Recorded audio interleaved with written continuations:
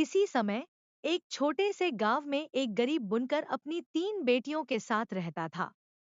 वे बहुत मेहनती थी, लेकिन उनकी गरीबी खत्म होने का नाम नहीं ले रही थी। एक दिन बुनकर को राजा के दरबार में बुलाया गया।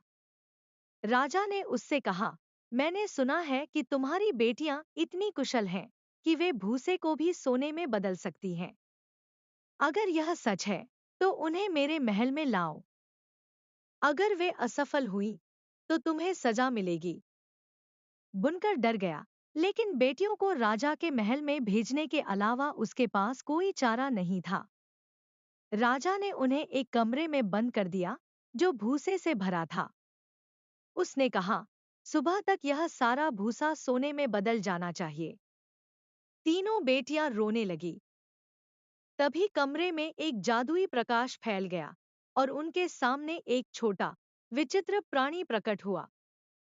उसने कहा, मैं तुम्हारी मदद कर सकता हूँ, लेकिन बदले में तुम्हें मुझे कुछ देना होगा। पहली बेटी, वह सबसे बड़ी थी और उसने अपनी माला जादुई प्राणी को दी। उसने चक्की जैसी 3 सुनहरी चक्कियां प्रकट की और उन्हें घुमाया। देखते ही देखते भूसा सोने में बदल गया।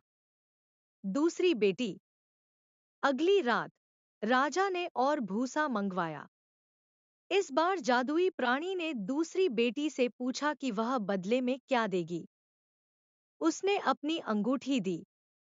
जादुई चक्कियां फिर घुमाई गई और भूसा फिर सोने में बदल गया। तीसरी बेटी, तीसरी और सबसे छोटी बेटी के सामने राजा ने भूसे का सबसे बड़ा ढेर रखवाया। जादुई प्राणी फिर आया और उसने पूछा, तुम्हारे पास मुझे देने के लिए क्या है? छोटी बेटी बहुत चतुर थी। उसने कहा, मैं तुम्हें अपना भविष्य दूंगी, लेकिन अगर तुम मेरी खुशी का वादा करोगे। जादुई प्राणी मुस्कुराया और चक्कियां फिर से घुमाई गईं। सारा भूसा सोने में बदल गया। अंत में राजा इतना प्रभावित हुआ कि उसने तीनों बहनों से अपने राज्य की प्रजा को अमीर बनाने के लिए काम करवाया।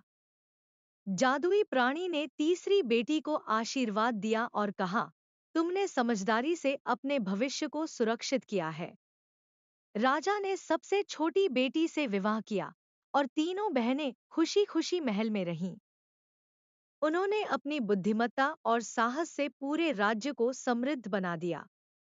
कहानी का सार, साहस, चतुराई और त्याग के साथ किए गए कार्य हमेशा फलदायी होते हैं।